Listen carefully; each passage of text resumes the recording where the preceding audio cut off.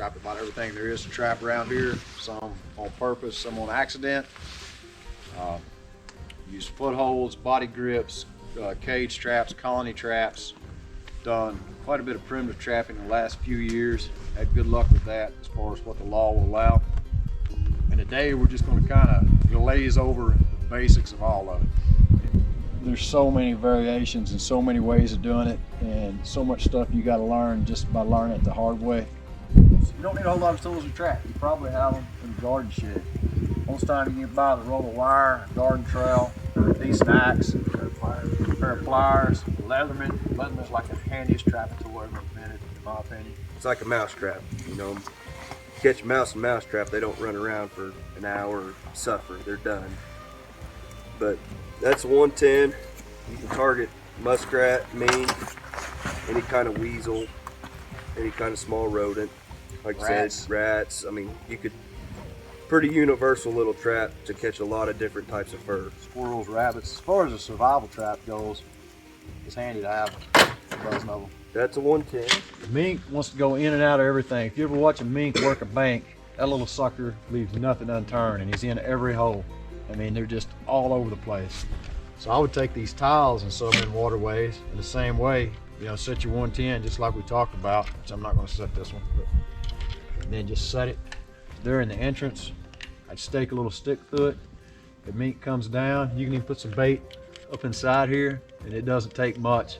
Little piece of minced up anchovy, a little bit of cat food, anything really fishy. I find it best for mink or otter. Always flip a jaw up. Yeah. Not that it matters at all, but I bring that jaw down. With wax paper, it's not a big deal. Some people use like smaller mesh screen wire in that. Use that as a trap cover, and you have to have it inside that diameter of that trap, or you're creating a spot where they can pop out. And another thing, this trap's not like that. But you put springs into the chain. That's a lunge spring. And what that does, a regular chain, you can get a solid jerk on it. That spring in there, it's a shock absorber. That spring's pretty rotten right now. With a good spring in it, it'll give a bounce. So you can never get a solid jerk off of that trap. It's just not going to happen, and it gives them less of a chance to wrench out. Coyotes, they're not as bad about it. Bobcats will lunge on the chain pretty bad. Fox, they don't really have enough power to lunge on a chain. Fox is a pretty delicate animal, really.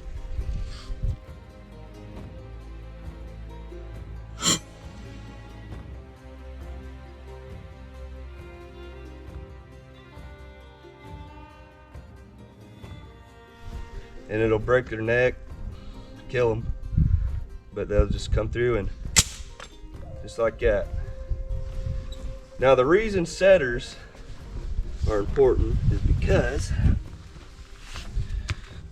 and setters are just a tool to help you with this. Whenever you have a 330 and you do have a beaver in it, it's a lot harder to handle. If say, I mean, we caught 55-pound beaver 2 weeks ago. If I didn't have setters, it'd been a pain trying to get them out. Because then you're dealing with something that's 55 pounds hanging onto this too. So what I'll do with your setters, they just got 2 little notches, and you can make them. I mean, it's just a flat stock, or you can buy them. They're like 20 bucks. But you hook your springs right here. And I normally take a knee to do it. You just pull them closed. All it's doing is giving you more leverage to compress the spring. This is a more primitive way to anchor in your trap. So you make your set, and I'll try and usually get this as deep as I can out in the water and still have a good hold. For foothold traps, this is the bare minimum size you want to go for anchoring in a beaver. They're very strong animals. I would go no shorter than 18 inches. 2 foot's even better.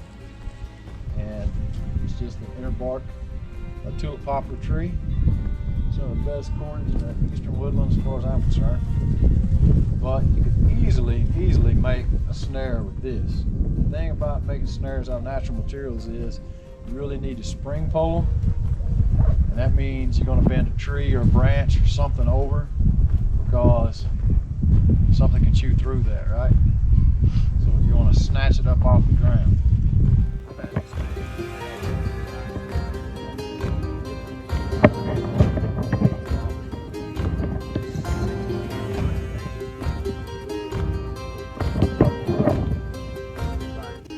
I kind of got, if you guys want to see this one right now, I just kind of try to categorize it. Primitive traps, mostly you're going to have deadfalls, which is... Everybody know you're not going to starve them out here. Yeah. It's very good.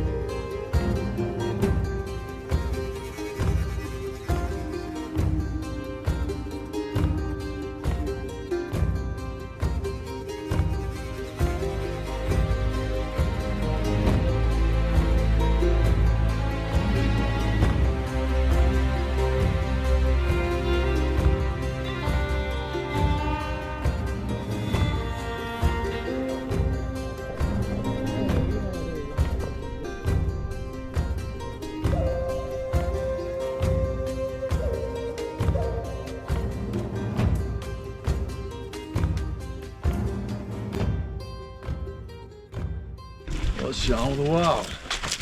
So it's Ramshackle Keith. Fancy meeting you here. We do have a tendency to meet each other in some of the craziest places. Craziest damn places.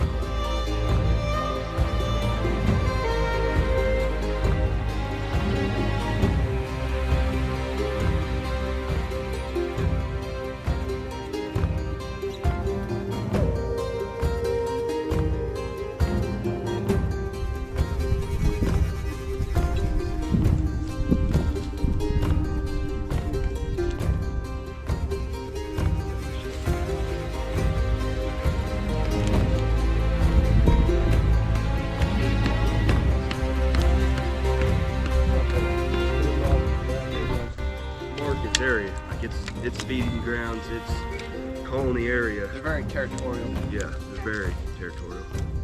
With a caster mound, and all they do is make a mud ball with leaves and silt and whatever they can get. They'll make a little mound, and then they'll work around on that caster mound, and they'll squirt a little caster on top of it. And that's pretty much like a dog peeing on a fire hydrant. That's mine, you know, kind of that scenario. So then, how does that help? Because we're using caster from different beavers that aren't from around here. So everybody can So follow it's this. like- What are you doing in mind? Exactly. Yeah, it catches.